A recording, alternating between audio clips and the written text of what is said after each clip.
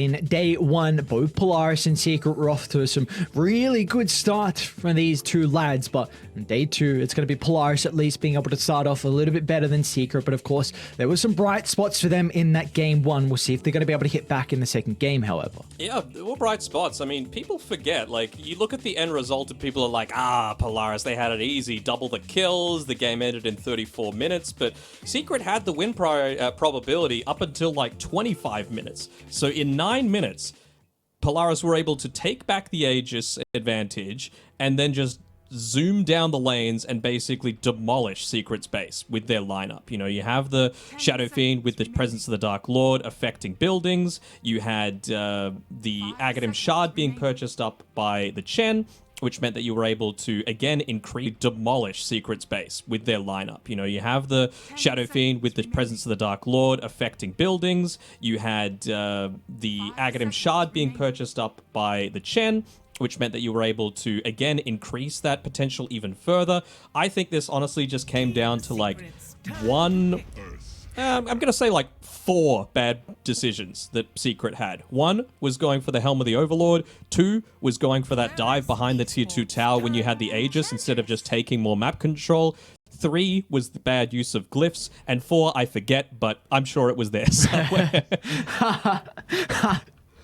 Well, this is a bit interesting here for me. I feel like Secret had the opening to go for an Enigma if they wanted to. The Little Friends. I remembered it now. They should have got the Little Friends, because if you're going to give up your Ancient Black Dragon, why not just turn him around, having an extra 100 attack speed, and just demolish a hero, right?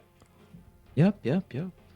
Well, so what are your thoughts here? Because we see, in regards to the bans, Polaris, it's completely different now because they have first pick. So Secret, Marcy, Primal Beast ban. Polaris get rid of the Chen Monkey King. I just keep looking at Zayt's hat and laughing. Oh, yeah, it is hat. I think it's going to be a much less full-on run-at-you brawly style this time. You know, this one, you need to set up around areas. Like Clockwork, Undying, they kind of need to plant their flag a little bit. With the Tombstone, you pop the Flesh Golem. They're much longer cooldowns relative to someone like the Tusk that could just, in, out.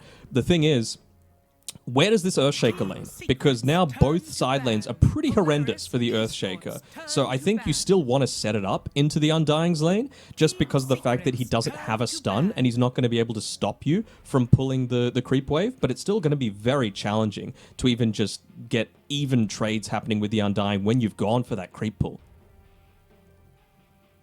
It's very interesting, isn't it, that where we have a draft where in the first phase both teams go for their support. We think. I mean, this isn't T1. We're not going to see an Enchantress mid, I don't think. But I'm still holding out hope for a Clockwork core, man. You know me. I want it. I want to see it. Even the Undying core, it's a small possibility. Well, Force did play a lot of the Undying as a position 3 in the qualifiers. So, yeah, it's something that Polaris definitely have in the arsenal. So something that I think is maybe a little bit more of a possibility than the Clockwork core. If it was T1, then I'd be like, sure. Because every time T1 plays and you see the Clockwork, you're like, oh no, he's got this potential. He's been playing in pubs.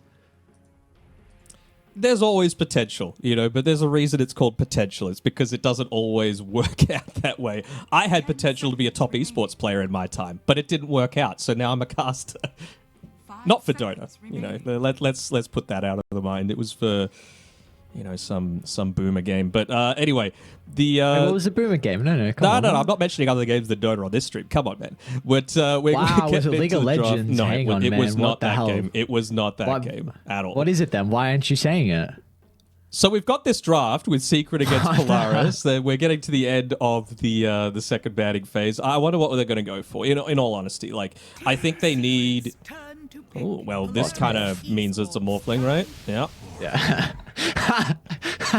You see, AA fan is like, oh yeah, it's Morphling. All right, just get it out the way. Prediction gods here, I think this is much more likely to be a niche Morphling, though. Again, I think you just need to put a lot more onto the back of him because, to be honest, I like the guy, but Crystallis, he got given one of his signature heroes and he didn't perform that time. There were a few BKB usages that just weren't on the mark, and they gave away that Aegis for essentially free when they really didn't need to. So I think Nisha has been performing performing to an exceptional level, and I want to see a little bit more emphasis given to give him the best game possible. So if they can just draft completely around this Morphling, by all means, go for it. And just as well with the Morphling, they're lacking in stuns at the moment. You've potentially drafted 2 of your supports already that have no extended lockdown and have that slow ramping damage. And now you've got a Shadow Fiend who does have the burst, but I'm not quite seeing it yet. You know, you still need something that's going to be able to deal with this morph. Yeah, I'm under the assumption that Morphling is very good versus... Yes. It's happening. Yes, one of these 2 is going to be a core. It's happening. I'm under the assumption that Morphling is very good versus Agi carries. From everything I've been hearing, that this is pretty much when you go Scepter. Yep. Because of how much you're able to steal the attack speed as well. Again, like this, maybe actually this could be different now, because again, we've spoken about Shadow Fiend and his versatility. Like this could be a Raze build instead, going for like or I should say magic damage build, going for like Arcane Blink. That makes a lot more sense. It needs to be. Yeah, that makes, yeah. Okay, I like that. Yeah, you just want to be able to burst this Morphling 100 to 0. I think it's much more likely to be an Undying core as opposed to a Clockwork core, because your goal is still to be tanky enough that you can just stand around in team fights and have that that damage amplification from the Flesh Golem, so that the Morphling does die when you make a lot of these engagements, right? And I feel like with a Clockwork, if you put that as a core, then you're going to hookshot onto an important hero, like a Morphling, for example. They've still got 2 picks to go, but and he's just going to waveform out. You can still waveform out of what Undying's trying to do, but he's going to get a slow onto you. He's going to get something that's going to influence the team fight. It feels like they're for Secret, because like we're mentioning, we kind of believe this is going to be the niche Morphling, so you need to have a hero on Chrysalis that is not the win condition. Monkey King was banned out first phase, which is again something you can itemize, very dependent on the game and can kind of be active. Is there another hero you feel like he has the potential to play to kind of help fulfill the role of making space here for Nisha? Yeah, I mean, the Monkey King being banned does kind of throw a bit of a curveball through there, doesn't it?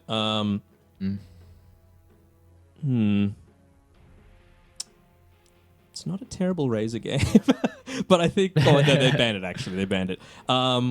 What else can they look to do? Could they Dawn? Enigma, okay. Okay. Slows down the game a little bit, allows the Morphling to be the one true carry. What are they going to go here for we're assuming... No. If it's magic damage Shadow Fiend, I kind of feel like you have to run it mid. That's the thing. You need the levels early on. So, assuming that's the case, what can they look to get? Maybe a Troll Warlord wouldn't be the worst here. I mean, they don't have an amazing amount of mobility right now on Team Secret. You could deal with the Eidolons very well in the lane, assuming it's going to be a 3 Enigma. You could just lock down a Morphling or an Enchantress, especially, like, even a BKB isn't going to save a Morphling if he gets the root off, right? No, I suppose you can go like Manta. You can Manta. No, not really. Yeah. I'm just a little bit concerned that Troll can die, or at least be kited with Fissure. And it is also, again, an Agi hero into Morphling. They'll buy 4 staffs. It'll be fine. So, I guess, quickly speaking about the Enigma, though, it's interesting that Secret still pick it up later in the draft, even though there are some counters already in the Clockwork and the Rubik. So you've already addressed the Black Hole. You now need to be able to address the Enigma lane. You mentioned the Troll Warlord to be able to do so, but you need to cover all your tracks here with Enigma. You need to make sure that this hero does not have a free game, because Resolution Enigma is very scary. Polaris Esports. More burst damage is what I want to see. What can we look to go for here? That's good in the lane and is good against old mate Morphling. I don't want slow ramping damage. I think Dawnbreaker's not bad, to be honest. Like, you get the Blink in with the Starbreaker, with the Aghanim Shard. It's a lot, and oftentimes you just need that little bit of damage that's... that little bit of stun that just locks him in place for long enough, because you can chain it. I mean, Polaris have been team fighting really well. If you get the Aghanim Shard on the Shadow Fiend, that mini fear does help out a little bit. I might be mistaken, but I'm pretty sure the level 20 talent actually increases the fear from the right clicks as well. It's the plus 0.4 seconds Requiem fear per line. Yeah, I'm pretty sure it does. He went for the plus 3 damage per soul in the previous game, but I think it might work that way. I'm not a Shadow Fiend player, but I think I remember seeing that one time. So you think it affects the Aghanim Shard I fear? think it does, yeah. Okay. Interesting. Polaris Esports. What's the last ban going to be? So the Pangolier was banned out here. So Don't hate Secret. So they're under the assumption that this is going to be a right-click Shadow Fiend, though. They are banning out heroes that are not the win condition and that is going to look to make a lot of space here for the Shadow Fiend. Very similar to what we're expecting kind of Crystallis' hero to be, to look to make space for Nisha. Give me the Dawnbreaker. I want to see 5 it. seconds remaining. Yeah, I mean, you can even go for your Trident, Trudent, Bristle against the Enigma. This works too. Man, I cannot believe we did not mention. I mean, Natsumi loves the Conquer. It's a great matchup versus the So does the Enigma. Lush Gives as well. you, They can still flex this. Yep. That is an incredible point. They have the potential to play the Conquer and the Shadow Fiend in both lanes because they're both the players 10 seconds are very, very comfortable on them. I don't know if you'll have the damage to be able to kill this Conquer early on. Like, it's going to be all around the Morphling. And if Morphling's the one true carry, they're running out of time, by the way. They're going to go the Bat Rider. Okay. So does this mean... I mean, it's probably going to now be the Shadow Fiend mid, right? Yep, Shadow Fiend mid. Natsumi's playing the Conquer. They've switched Puppy to playing the Enigma. So this is just musical lanes right now. So it's going to be an off-lane Enchantress, it seems, going into this Conquer. Very interesting. Force Undying. This is just teams trying to, like, next level mind game each other over and over and over again. I'm here for it because I feel like at this stage, that's what you're going to need to do. You can't just draft normally and expect the enemy team to not be smart enough to be able to counter it. You've got great minds on both sides. We'll see how it works out, but I like the fact that they've switched the Enigma up to the Clockwork Undying Rubik lane, got it the third time.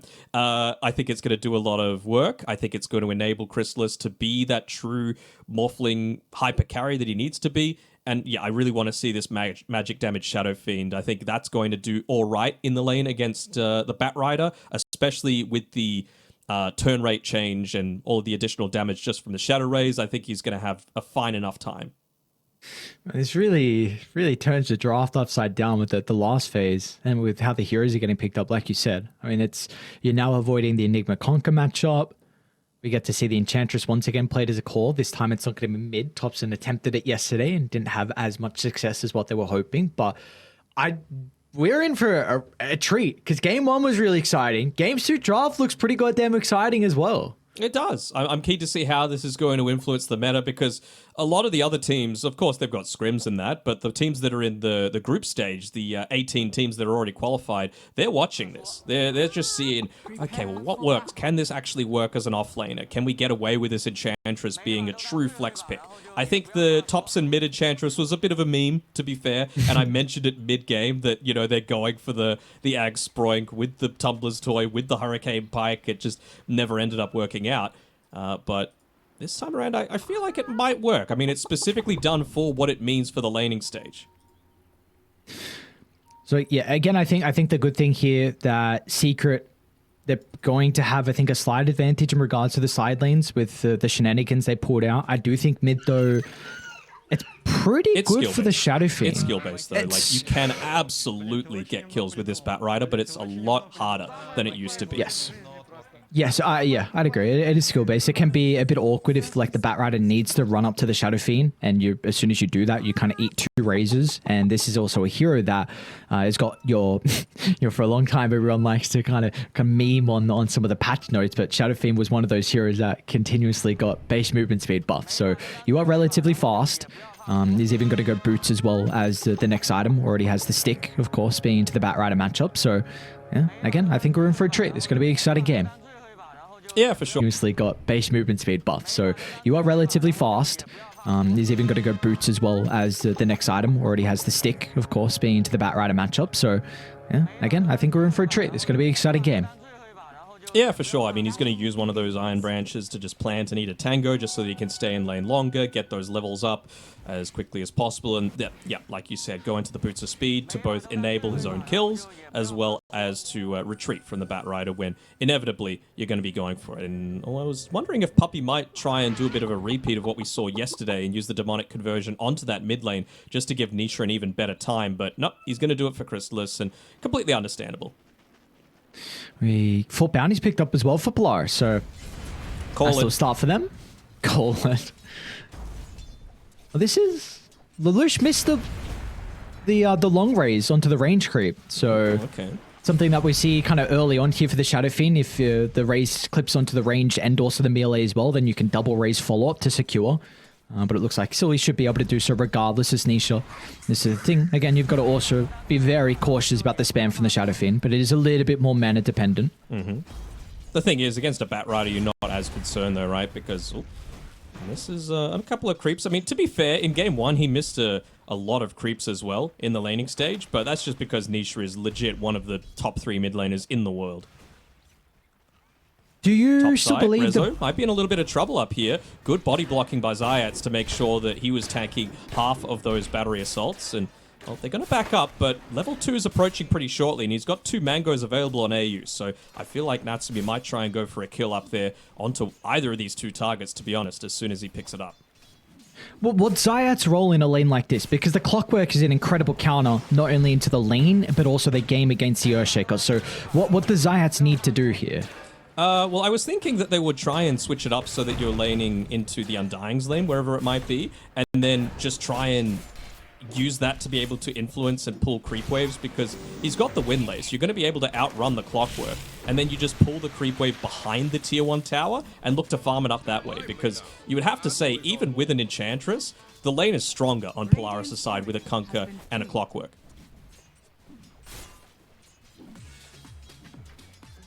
I think a big thing for them is going to be looking at just the levels. AU, if you can find that second point in the battery soul, give them the Puppy might be opportunity in to be trouble up here. bottom lane. Crystallis trying to do whatever he can to hold them back for the moment. Force has got a decay in a couple of seconds, but only level 1.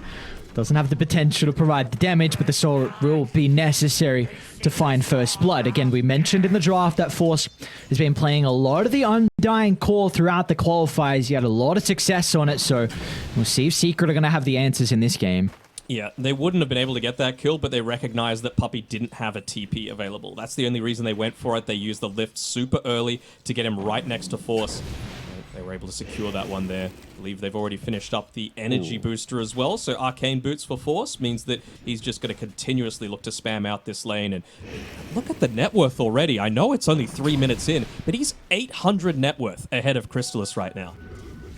And this Arcane Boots is going to have a lot of value with Xavius as well. Another hero that likes to spam. That Fade Bolt potentially to help deal with the Eidolon. So already off to an incredible start for Polaris down bottom. And now you've got 2 points into the decay as well, considering it's being played as a core, right? You need that farming mechanism. So you can actually start to deal with the Eidolons now, but even more so once you hit level 5. But remember, it deals that double damage to creeps. So even though Puppy will have that 40% Eidolon magic resistance once he's level 3, it still doesn't feel like it'll be able to do too much against the level 2 Fade Bolt plus the decay. Do we feel like this game for Secret, there's going to be a lot of pressure onto Nisha to make space? Because it already looks like, again, bottom, like Crystallis is... I mean, the Morphling in general is a hero that, if you're not played as position 2, you know, like the kind of the Thompson build, you're really just... You're farming as much as you possibly can. And Puppy is going to be greedy on the Enigma. You have an Enchantress Earthshaker at the top lane, so is it all on Nisha to really make the plays? I think it is for sure. I mean, Nisha... He comes through. I mean, he did in the last game. It's just there's only so much that one hero can do when you're going up against this fully cohesive lineup that Polaris have got. Xavius has been doing a pretty good job of making sure that these pulls aren't being completely interrupted. Are you just going to be able to step away? He'll be fine. How's mid lane going? A little bit of a net worth lead right now for Lelouch, although he's running a bit low on the old resources. Just had the bottle delivered through to him, though, so we'll be happy enough about that. 12 denies as well, and he's got 10 more denies than the Bat Rider and 9 more last hits. Pretty rare to see that against a Bat lane. Do you feel like the nerfs were enough to the Bat Rider?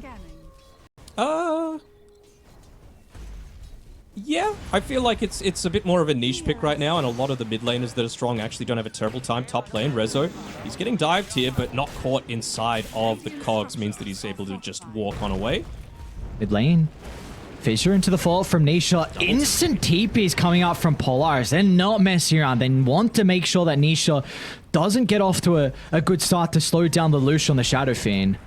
He's here. He's got 8 stick charges, but he's running a little bit low. He wants to stick around, though, because you've got those 6-minute runes coming up, and very important for both of these heroes to make sure that you're securing that. I mean, a single haste rune or an arcane rune can really turn the tide, especially if Nisha's the one to pick it up. Are you even looking to be doubly as efficient, getting a stack off while also protecting that bottom rune? Both teams committing down onto this bottom side, and it's going to be the DD. Ayats actually ends up picking it up instead of Nisha. Should be able to secure a kill here, although if he uses the cogs, might be able to push him away. Not enough, though. Really nicely done there from Nisha. Minor thing, but before the power rune spawn, he started to stack up the sticky napalm so that the Shadow Fiend wasn't able to step in. Natsumi with the cleave? No, not enough onto resolution. So yeah, we saw there was just like 3 stacks of sticky onto the Shadow Fiend, and in a position like that where you're not close to the tower, he couldn't really contest the rune. So a minor thing that helps him secure the kill along with the power rune. Yeah, a lot of like what mid laners used to believe were important, like, you know, manipulating the lane, dragging them underneath the tower, blah, blah, blah, blah, blah. That sort of thing, of course, is still important. But in my opinion, the most important thing these days for mid laners is making sure that prior to these power runes coming up, you're influencing the lane. You're influencing the enemy team's ability to be able to contest it. And that's either by pushing the lane out, so they're forced to choose between letting a full wave go underneath their tower or securing a power rune, or, like what you just said, putting enough sticky napalm charges onto them so that they can't, otherwise they're going to die.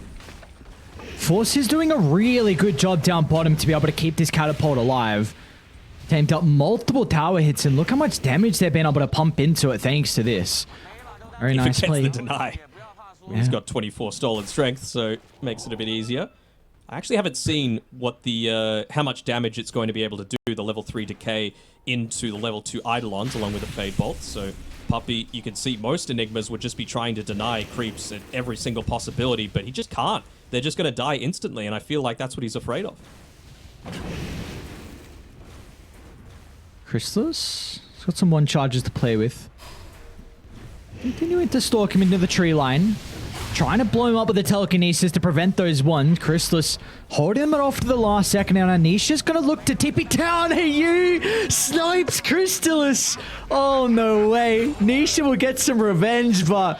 oh, that's going to feel juicy for the Clockwork. Oh, they give him the tip, and meanwhile, look at AU. He's just soaking up some experience. Mid, love and life, and top lane as well. Lelouch, with in combination with Natsumi, got a kill onto the Enchantress, which was resolution. Keep in mind, in position 3 Enchantress, and the T1 tower goes down. Yeah, they haven't looked to... oh, look at that clever sentry ward as well. They didn't see it somehow, or maybe they just... didn't want to reveal it, and Natsumi will be able to get... ooh, never mind. The D-ward, he actually ends up hitting the sentry instead by accident. So he's going to stick around this area for another 5 seconds, get that second torrent off. Never mind. AU again, the Rocket Master, gets a kill, helps with the D-wards. He's doing everything right now. It's not looking good for Secret. Danok, 4,000 net worth lead. I don't have the craziest amount of kills, but look at all the cores. Polaris off to an incredible start. Trying to see what they can... Elton John, the Rocket Man. Elton John, okay. Before your time, I understand. Yeah, before my time. I can still appreciate a master in his craft. But yes, a bit before my time. Yep. I've been so impressed by Polaris, just... everything that they're doing. You know, the lanes are solid, the rotations are there, the warding is on point. They just... more teams got to try playing with a coach, man. It works. Wow. Yeah, we see one team in particular over in Western Europe can have some success when they bring some other members in. Alliance, of the organization.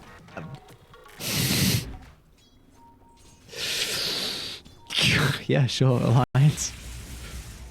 Oh no, they missed the haste rune at bottom as well. Sometimes luck's just not on your top side. Lane, resolution. Drag back once again in combination. That is a filthy combo. The X to get them closer to the Shadow Fiend so we can land all the razors that would need to blow up resolution. this is a hero, especially as a core, you cannot fall behind. And we said it early on, this game's all on Nisha. He's got the boots of travel now. He has to make some incredible plays to even have a hope of Secret coming back. It's a 5,000 net worth lead this early into the game. Oh, bot side. This could be the start of it. Yeah. Lasso with Crystallis nearby. Force gonna try and lay down the Tombstone, give him some extra summons to be able to get health back with the Soul Rip, but it's only level 1, so not really gonna give it too much. It was close to living. He nearly got off that next decay and would have given time perhaps for someone else to be able to connect down onto him, but still, whatever he's doing, he's just creating more and more space for the rest of the team to be able to farm. You can see Shadow Fiend, he has opened up a 1,500 gold lead over the enemy carry. And well, this is a handy little tool to have. Now you can also get some D-wards going by Xavius as well onto the cliffs with that sticky napalm being stolen. I mean, he might look to try and make some rotations as well with the Shadow Fiend as, well, speaking of SF, he's juicy little stack. Yum, yum, yum, yum, yum. Just eating up all those little creeps as, yeah, I was saying before, just Shadowed Razors with sticky napalm. Do you even move? Or are you just, like, stuck in tar, basically? You just... What, is it just quicksand? Pretty much. You keep sinking further into your own death, your own demise. That is one of the things I'm afraid of, is quicksand. Really? That's an interesting thing to be afraid of. I'm afraid of a lot of things, dude. Did you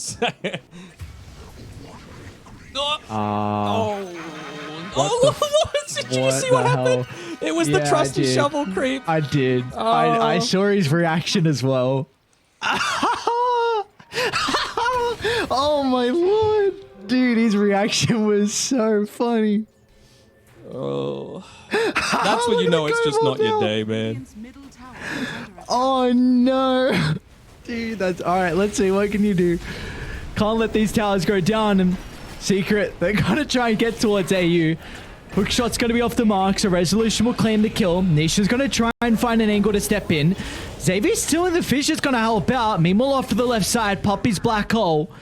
We stopped in his tracks, but Secret find a double kill. Resolution getting both the kills, some much needed gold given over to the Enchantress. For sure, all 3 cores alive though, so it's something that you're able to rinse and reset, right? Because look at this. Wait, sorry, I'm so sorry. Oh, look at this. No! Hey, look at his reaction. Not like this. Oh, poor guy. Poor guy. He's already having a rough day, and that just makes it even worse.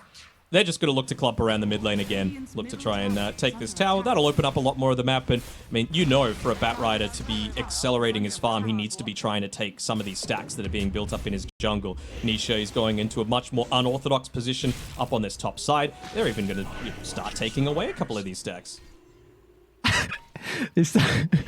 Crystallis used the shovel for a last time, and he was very hesitant. A bounty was dropped, and he didn't know what to do. It took him a little bit of time to pick up an A. He just snipes it. Oh, this is bullying, man. This is straight up bullying. Bottom lane. Make an attempt onto Zayat. Xavius. They don't have Glyph again. They also don't have the SF and the Conquer, the main tower hitters, but at any time that they want, I mean, this is up to Polaris, whether they want to stick around, if they want to block up some of these camps, or if they're just like, you know what, we want to have 3/4 of the map for ourselves to be able to farm. Secret are just clumped into this tiny little area. So the network's just going to continue to grow.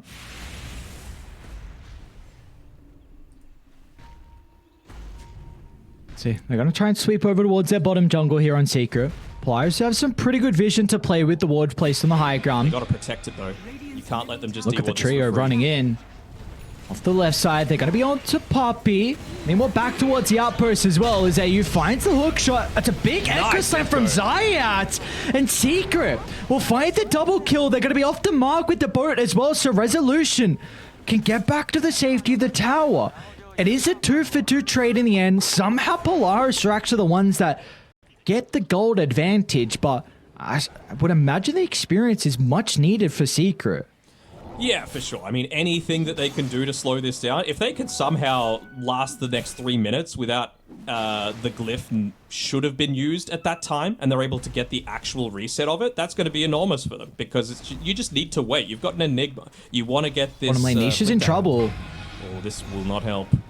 Natsumi in combination with Xavius. See if they're going to have enough damage for the moment. Zayats can disrupt this with the fissure. He's got the Aghanim Shard to work with. Nisha tries to turn it around, and in fact, that's enough to get the kill. Natsumi with the armlet toggles. Inside will end up dying to the Firefly. Yeah. Can't be doing that one. This does feel like a game where, you know, of course, the Blink Dagger, the Aether Lens are important for the Rubik. I'm going to need to see the Aghanim Shard picked up here, because just to be able to reposition, again, we've mentioned how important a lot of those styles of spells are. Rubik's got one, but specifically for his own team, right? So it just makes it so much easier to get away from the danger of the Batrider. Force? Okay. Already having the Lotus Orb. I think for Secret, one thing, how they need to address a lot of the fights is they need to play their distance, where Diodes are very difficult for them, because once they get into the middle, them being able to retreat is very awkward. Like Clockwork's kind of hook shot in, and you're pretty much dead after that. As soon as Conquer steps in before the BKB, I'll hold that thought top lane. Attribute Shift's going to be there. Beautiful reactions out of Crystallis. You're okay for the moment. Has the waveform as well as AU. Attempts for the preemptive hook shot. Crystallis will escape. So again, I think for Secret, a lot of it is going to be counter-initiating and just playing your distance. Batrider, you know, trying to stack up the sticky knee from afar, trying to get the flame breaks out, trying to spam the impetus as well. You do not want to be the ones committing. You need to wait for Polaris to just overstep slightly, and then you can block off an avenue with Fissure, and then to be able to go from there. It's not going to be easy, but I feel like that's kind of how they need to take some of these team fights. Well, they're going to be going for Roshan right now on Polaris, and I mean, they've got the Echo Slam, they've got the Blink Dagger, but they've got no ways to be able to connect through onto this. So Secret just taking their time to say, look, we want some map to play with again. Let's just try and get these lanes pushed out. Let's try and get some D wards happening. I'm a little surprised, to be honest, that the Observer Ward to the right-hand side of the mid-tier 2 tower for Radiant is still there. I mean, they've seen that this camp's been blocked off for quite some time, and I mean, it's just giving them a lot of vision of exactly where Secret are playing.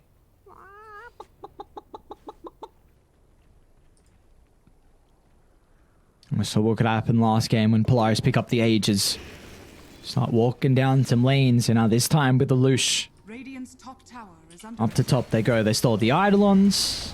Plenty of extra damage to be able to help out with the siege. He's going Aghanim Scepter for Xavius, so it'll be more of the greedier route here for the position for Rubik. Oh, if he's feeling himself, he's feeling himself. He's allowed to be that way. But they were able to last long enough to at least get that glyph usage out that I was mentioning. It won't be able to do too much. It's just going to die a couple of seconds later. But honestly, 30 seconds of being able to farm is more than Secret have had all game, it feels. is under attack. Going to try and move on back with Natsumi. Of course, one of the big strengths of the Kunkka. Very easily able to just split push out, clear out the Eidolons, and then get straight on back to playing with the rest of your team. And I mean, have a look at what the vision looks like for Secret right now. It's in a lot of pretty useless spots, to be honest, right? Like, you're not wanting to play on your side of the map if you're Polaris right now. You've got the Aegis, you've got this early-ish timing lineup. Eidolon versus Eidolon war down bottom onto Puppey. As soon as two heroes show, though, they're going to move top onto Force. The Ward on the high ground does scout out Resolution, starting to pivot his attention to the Undying, but the rest of Secret under the cover of the smoke, so they don't have this information. Force, the Lotus Orb will not protect him, so a great movement out of Secret. This is all comes down to just Puppey making space down bottom. As soon as they see those two supports, they instantly go to the Undying. Yeah, and they didn't commit anything heavy on it either, other than a smoke, right? No lasso being used, use the Firefly for sure, but who cares? You're very happy to be able to get that pick off, and, well, maybe it'll mean that they want to actually contest against this push that's happening without the Undying being there. Seems like they still feel like they need the farm. Morphling, of course, realizing that he needs that Aghanim Scepter against the Shadow Fiend, who, in fact, isn't going for the magic damage build that we were thinking. Bottom lane? Under the T2 tower, beautiful fissure onto 2. Nisha steps in as well. Lasso drag back into the Echo Slam and the black hole for good measure. A Secret are continuing to find some decent team fights at cutting this net worth lead. Yeah, they are for sure. I mean, this is the play that I was wanting them to make, right? Force just used his TP quite shortly, I believe, and wasn't able to influence that. He's still playing around the top-hand side. If you're going to take a fight when it's 5v4, that's the time that you need to do it. It forces a pretty heavy commitment with the Black Hole and the Echo Slam being used, and the Firefly. So maybe now Polaris are like, look, we got 2 minutes left on this Aegis, level 15 Shadow Fiend, Presence Aura effects buildings. If we can't get some objectives and some kills now, there's something seriously wrong. Beautifully done from Nisha. Gets aggressive onto Force. Never felt like he was ever really going to be able to get the kill. Maybe they thought that more people were playing behind the Batrider, but he gets 2 TPs out of it. AU top, Xavier's top. So again, and a Flesh Golem. Very good point. So we saw what Secret were able to do prior with that information when Poppy brought heroes down bottom. And maybe they won't get a kill, but it's space. Zayats gets a full creep wave at the bottom side of the map, so this is getting him closer to the blink. Oh, and well, they know that Lelouch is alone. Nisha's going to TP into the idol, and some Lelouch will be forced to pop a BKB. So now this Aegis is completely wasted. Like, you are not going to push without the BKB. Secret have done an incredible job to withstand the first Aegis. Oh, yeah. They've done very, very good. And 75 seconds left on that BKB, on the Aegis, and you've got 100 seconds left on the Black Hole, and Echo Slam's going to be available. So you might even be able to, if they give them the space to be a little bit greedy, have that Blink Dagger available for Zayats. Bottom lane, Natsumi. It's going to run into Zayats. Lelouch is nearby. They're close to the T1 tower as well, so the TPs are going to start to rain on through. Exploded. As Natsumi just cleans them up. The cleave and the crits was all they would hope for to blow up Poppy, and Zayats is killed off as well. He's going to TP away in time. They use the scan, but they'll see that without the trees being cut from the Firefly duration, he would have TP'd on away. So with that, they've already taken the tier 2 tower. They take on the top side, they take the outpost back, and they're just saying, look, let's try and force another glyph out of them. That was one of the big mistakes they made in the previous game, using the glyphs a little bit too readily, meaning that they weren't able to defend the high ground. So seems like that's the next main priority. Keep the lanes pushed out, let the creeps do the work. Right now, they're only committing Puppy for it, though. Xavier's just giving them a lot of information in this invis. They see Nisha. Let's see if they're going to be able to blow him up. Oh my lord, the right-click damage from the Shadow Fiend. Lasso with the last second, but no, Lelouch. They'll find the kill, and now Crystals, he can turn it back around, playing with the Earthshaker replicate.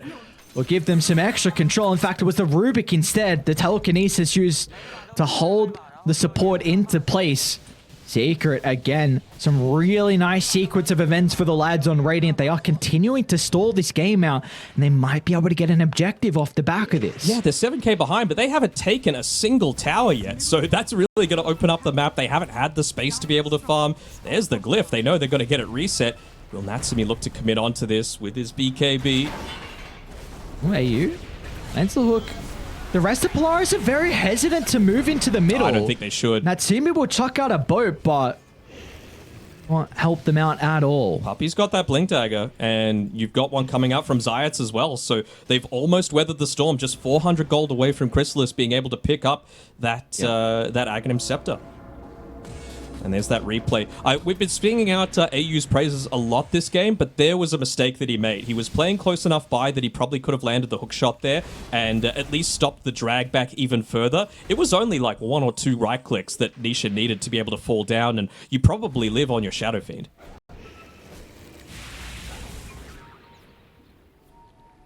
See what the call is going to be for Polaris. Again, they still have this net worth lead. Positioning around the top side of the map, there's an arcane rune for them to play with. But Secret, they look like they're ready to fight. Oh, yeah. They've got all their ultimates ready. They've got a very good observer ward around the triangle as well. They don't have the morph yet for Morphling, though. Like, they've got the Aghanim Scepter picked up, but they don't actually have that item. Maybe a little bit of a bait here. The Silver's Edge is in. AU's going to hook shot forward as well. A beautiful target to look to take out of the fight. But Science still lands the Echo Slam, and they just rip apart Polaris. The damage is too much for them to handle when the ultimates he get missed. laid down. They don't have any answers. And Xavier's will whiff on the stolen black hole. And Secret are back into the second game. Oh man, it just takes a couple of little things, right? That's the thing. Zayats, he is performing all throughout this tournament. Even like game one, amazing stuns on the next assassin. This game around, just on point with the fishes, not getting them easily stolen away by Xavius. Black holes enabled by his echo slams. It's a crazy amount of work that he's able to do on this Earthshaker. Dire's middle tower has fallen. Look at that. You expect the clockwork to be counted to Zayats, but they all just group up. Steps in. What an echo. That's a couple fights in a row that somehow has been landing these echo slams even though they jumped the Earthshaker. Yeah, I think that time around it was just a little bit of a mistake from the Lush, right? He just gets a bit too close. He doesn't have the Dragon Lance, but he still had plenty of range to be able to stay away from all of that echo waves, I guess you could call them, from coming through onto him. He needs to prioritize that Lincoln Sphere, though, of course. The Bat Rider has been the bane of their existence for so far, but I really wouldn't be surprised to see him go a little bit more of that increased attack range after that point. Dire are scanning. It's a very different game now. Just a single tower going down opens up a lot more space that Secret feel comfortable to be playing around. And Polaris, even though, you know, you don't have the black hole, you don't have the echo slam, you don't have the lasso, they're playing a little bit very different game now. Just a single tower going down opens up a lot more space that Secret feel comfortable to be playing around. And Polaris, even though, you know, you don't have the black hole, you don't have the echo slam, you don't have the lasso, they're playing a little bit scared. They're saying, okay, well, maybe we're not ready to fight into this. Maybe we need that next item. Maybe we need the AC just to be able to withstand a few more of these right clicks. Niche is hunting. Seeing Natsumi at the moment. Meanwhile, top lane, Xavius is going to end up going down. 3 heroes from Secret. Get the kill onto the Rubik. You were saying is the game that they've had, it's okay for him to be going to the Scepter, but it's taking him quite some time with the momentum that Secret have been building. Even a double courier kill, very nicely done there. Yeah. Dire's top tower is under attack. Won't be the worst for Lelouch, just stops him from having a perseverance, and he's still not close enough to the Linkens to make it matter. But now, Rezo just doing Enchantress things. Beating down a tower. Not sure if that's the greatest glyph, though. They'd lose another fight. They could lose a ton of map control. Isha. Oh no, they won't have the Bat Rider for this fight. Gotta be cautious, Secret, if they still want to take the skirmish. AU's gonna be in with the hook shot. I'll take care of the Enigma.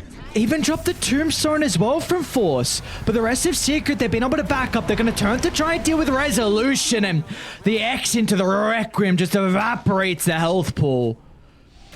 Secret, they're nearby. They've got the ward on the cliff. They're going to try and aim down the Shadow Fiend. They know the BKB was used prior. So Zayats jumps in with the Echo Slam. Chrysalis has the follow-up as well. And Polaris, they've got to get out. You cannot continue to take the skirmish. As Secret will move in and find a second kill. Sometimes you just got to do the simple things correct, and you know, I was mentioning that maybe he was feeling himself a little bit there on Xavius, going for this Aghanim Scepter purchase. There's a ton of good spells to steal, don't get me wrong, but you could have very easily potentially closed out this game if you just had that little bit of extra cast range, or you had that save potential from the Aghanim Shard. Now Puppy's actually starting to do Roche. Let's go, Enigma. What can't this hero do? Solo Roshan as well? Jesus. Ah, he's got the boys. They're in second Rosh. It's an important one. Secret get this Aegis. The ones in control of this game. I was going to try and play with the Tombstone, but he's ever going to lead in with the BKB. AU attempts with the hook shot, but it will not be fast enough as the Aegis will be claimed in our Secret with the second life. They might look to chase down the rest of Polaris, but in the end, a 1-for-1. Did he get any components? It looks like the Aegis and the Aghanim Shard. I think we're giving over to Radiant. Where's the shard, actually? Okay, no, Undying got the Aghanim Shard. Okay. Not terrible. Did you give it to someone? Gave it to Shadowfiend. Yeah. Well, Lelouch is still in top of the net worth, almost level 20, working to the Lincolns next. Are we worried that a lot of the weight might be on his shoulders the game goes on here?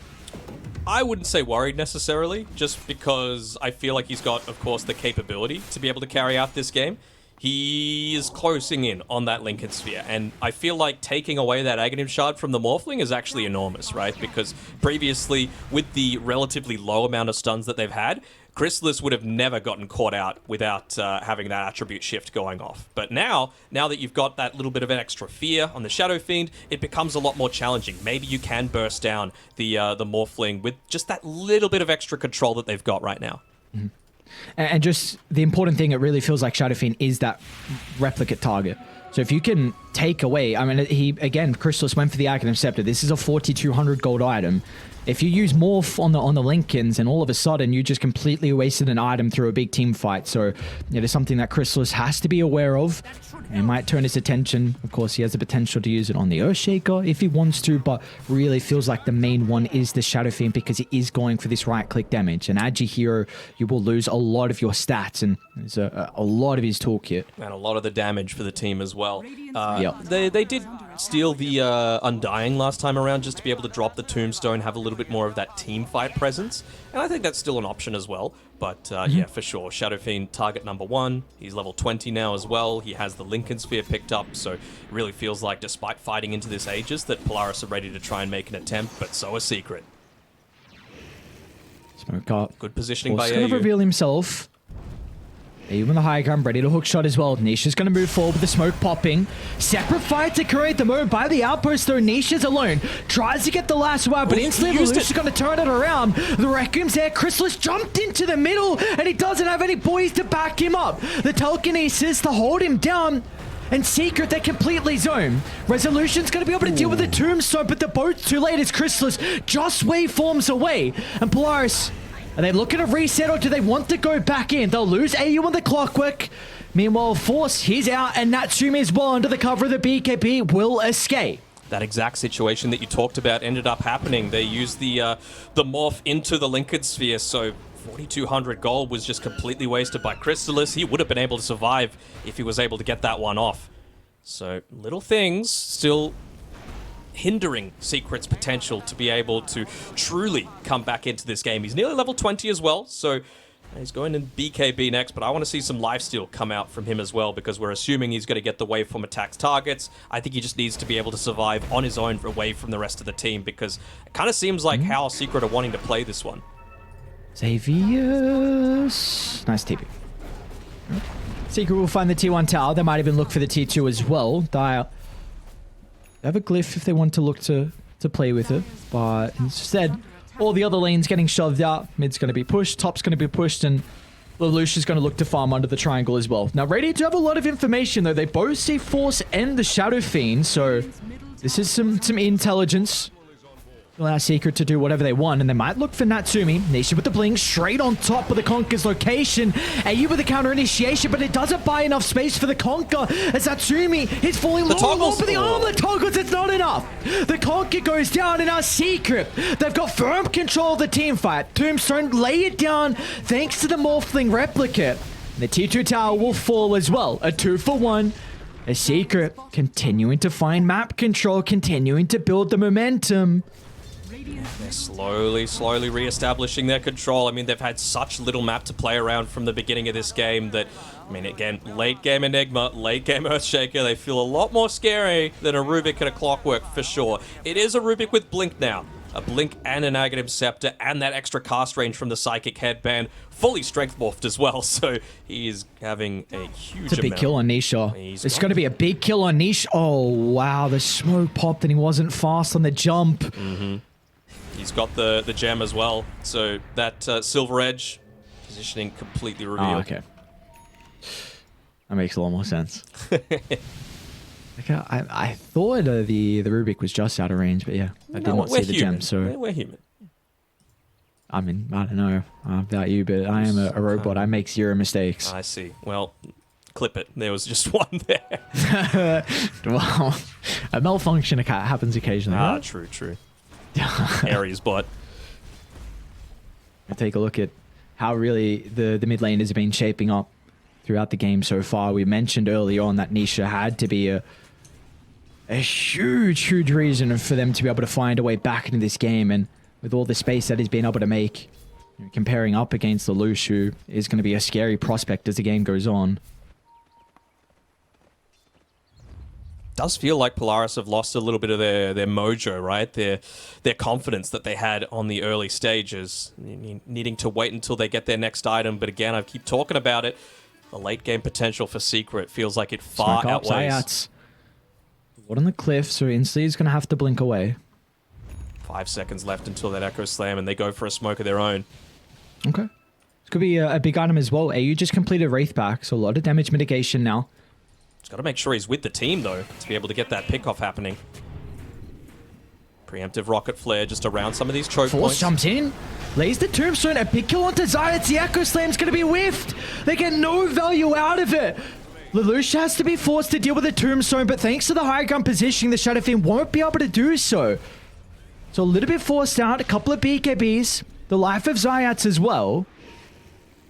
The thing I'm liking as well by Polaris is it's very clear that everyone is on the same page. There's no individualism coming through here. And I feel like it's still on the back of AU. If he makes the call back, the team backs. No questions asked. And, you know, it was like clockwork, basically, kind of fitting, that they all just did it together as one complete unit.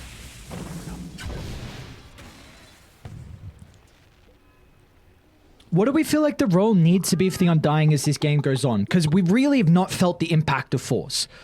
In the previous games, when he's been playing the Undying, has been a big reason of why they've been able to win those games, kind of snowballing, but this game it's been completely different. So does he kind of need to change something in regards to itemization to have a little bit more impact? What do we need to see out of him?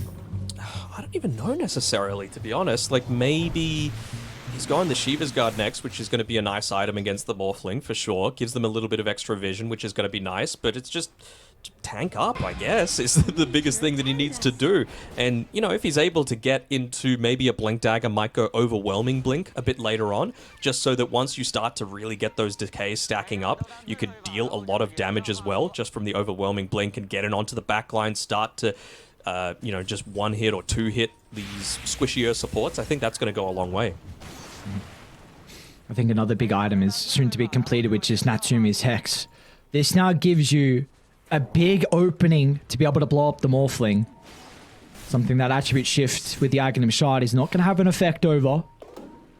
Like in the Dragonlance as well on the Lelouch. So they're waiting for the 37-minute mark. Flicker's a pretty nice item against a Bat Rider and against the Malefice, just to be able to not have to use that BKB quite so readily. Even just the Enchanted Quiver being held by the SF right now. Oh, jump in. Nisha is going to be able to get the drag back. It's on to Xavius, the rest of Polaris. On the opposite side of the river. They will not be able to follow up and look to protect the Rubik, but they are still sticking around to see if Secret split up as a unit. Speaking of that Hex, Resolution, he's got a ton of gold saved up as well, so he could very easily look to go into it for himself. They're both scouting out Roshan, realizing that this is the next key objective. Nisha, smoke's gonna pop. It is, and, well, quick use of the napalm, giving him all the information they could need, but he doesn't have the lasso, so he has to be a little careful. Lelouch is going to try and charge up the Requiem. Meanwhile, to the northern side, the AU, he's been picked off. Polaris is still going to continue with the team fight. They're trying to close the distance on Denisha. What can Puppy but do? the Bat Rider free pathing won't be able to get out of harm's way. Now look at Resolution. Just pummeling the impetus onto Force, but it's going to be cautious, so it can lose. But Zayats in with the Echo, the Black Hole as well. A Secret land the ultimate for Davies. The turnaround's there. Black Hole stolen, clipping onto multiple heroes, but they were lacking the damage. They didn't have the Shadow Fiend. The main damage component on Polaris was dead in the grave. Lelouch brought back, but it was too late to rejoin the fight. A Secret white Polaris. Someone's got to check that little hat that Zayats is wearing. It's giving him special powers right now, because the man is playing like a god. He is just doing everything imaginable, and a big part of it has to be given over to his connection with Resolution as well. Just Rezo putting himself there on the front lines. Zayats, you know, he's putting himself there to get the key pick-off onto the clockwork, which just means that, look at Rezo, standing there with the BKB saying, hit me. What can you do? What can you do? Are you going to commit? Are you going to commit? You're going to need to, so otherwise your Tombstone's going to die, and, well, without the clockwork, it just frees up space for these big plays. You know that there's going to be no interrupt for the Black Hole coming through, and Xavius, nice steal and a nice Black Hole usage, but, you know, the team fight was done.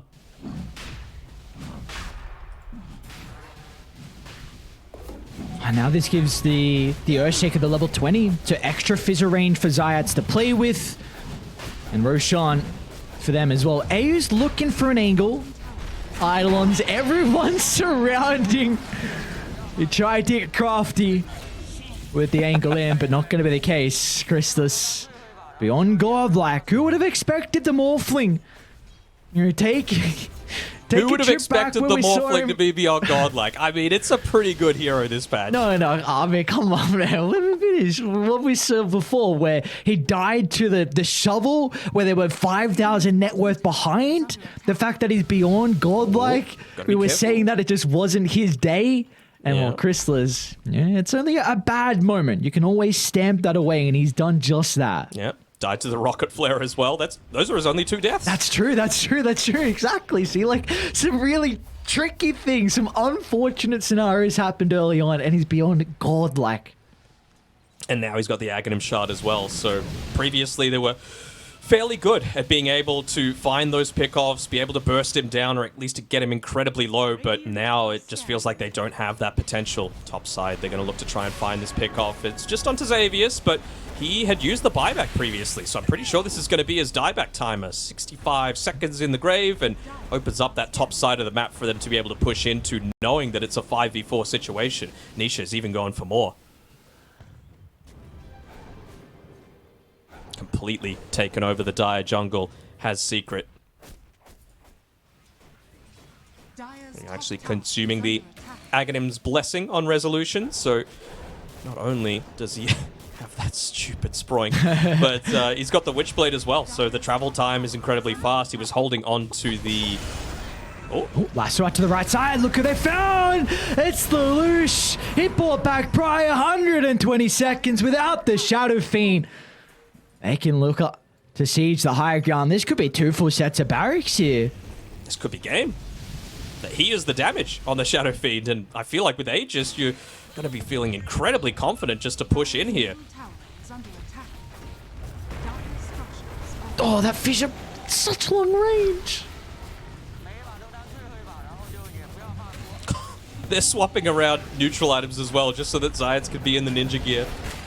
Oh, that's a lot of damage. He's got to go in with the hook shot before the X. Tatsumi almost dies. He might still tick out. A BKB has to be used. Meanwhile, once again, Xavius is caught out. The fissure from Zayats, he's done it again. The position 4 from Secret, a big reason of why they're about to close out this second game. I mean, Force, he went for the 20 talent tombstone on death, but it feels like if you're dying at this stage, you're just going to be given the game up. It kind of felt like maybe the extra, the lower duration on the decay cooldown might have been a bit better. Allow him to be that true frontline presence. There's just way too much damage right now. Rezo, he's reached level 25. He gets that extra impetus damage as well, so he is right-clicking like an absolute beast, even with a Moon Shard picked up on this offlane Enchantress. Rip to my pubs. If Thompson didn't do it, Rezo has just completely changed the situation.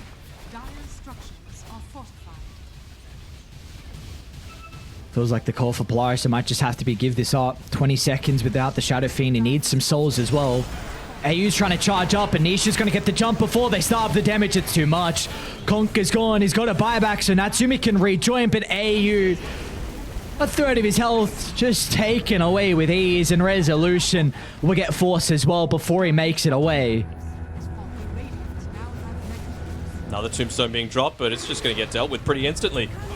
Force is going to jump in, do whatever he can off the back of the buybacks, but Secret, they're already retreating. Still got Aegis. Crystal's in the mix at all. They've got the Requiem as well, but the extra fear control will deal with the first life. Resolution again, if they just look to avoid the Enchantress, the impetus damage is something that you need to fear, and Resolution and Secret will be able to take this game too. What a performance from them. Secret down 6,000 gold off the back of the laning phase. They find a way to come back in and end up tying the series 1-1. We talk about that fancy offlaner being the true carry. Resolution ended that game top of the net worth on his offlane Enchantress. I think it was 34,000 net worth that he had. What a ridiculous performance coming out from him. Top damage in the game as well. most building damage done behind Chrysalis, most healing done in the game. Ridiculous. Most kill involvements as well. He was just doing absolutely everything, but it was all on the back of Zayat. Zayat's brought them back into that game, did the heavy lifting, and man, what a player. This is probably one of the best signings that a team has had in a long time. This Rezo Zayat's offlane duo is just doing wonders for Team Secret right now. Yeah, Zayat's got a couple of fans out of us, I think. We've both been very impressed with his performances so far. Show the replay again. Oh, you can't do it to him. It's a storyline. It's all for the storyline. Again, like you mentioned, the only way that Crystals died was 1, to the neutral item, and 2, to the rocket flare from AU from across the map. Look at this one. Lelouch, he just walks a little bit too close. He cops the stun, he cops the echo damage, he cops the firefly.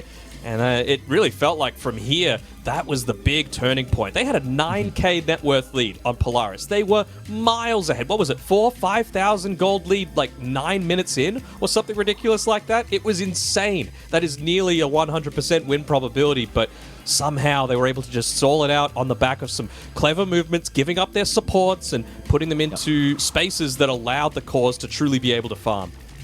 Yeah, exactly like you said, just really the plays from Secret where you just had that one example, like we mentioned a couple times, was Poppy down bottom at the T1 tower where he gave up his life, but then instantly the rest of Secret, as soon as they saw the rotations down, they moved to the other side of the map, got a kill on force. Nisha did that a couple times as well. He was doing a really good job to take away some of the ancient farm at the triangle from Polaris. They were just doing the best you possibly can to stall this game out, and then we saw what happened as it further went on. Like, they had some incredible teamfight execution. Their vision enabled them. Zayat again in team fights, and unfortunately for Xavier's the black hole stolen. I mean, that's you always hope for it in a Rubik game against the Enigma. You get that one opportunity where you steal the black hole and you turn a fight around, but they just had no one there.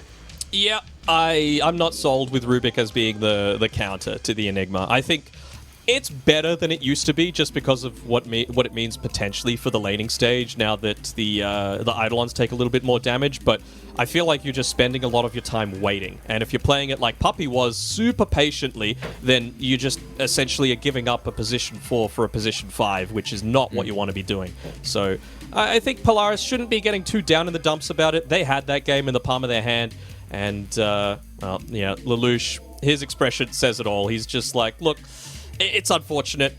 We can do it next time, though. Like, I have a lot of faith in Polaris to be able to dust themselves off and bring themselves back against, again, Secret are a easily top 3, top 4 team in these last chance qualifiers. So we'll see what they're able to do once we eventually do get to the playoff stage. Yeah, I think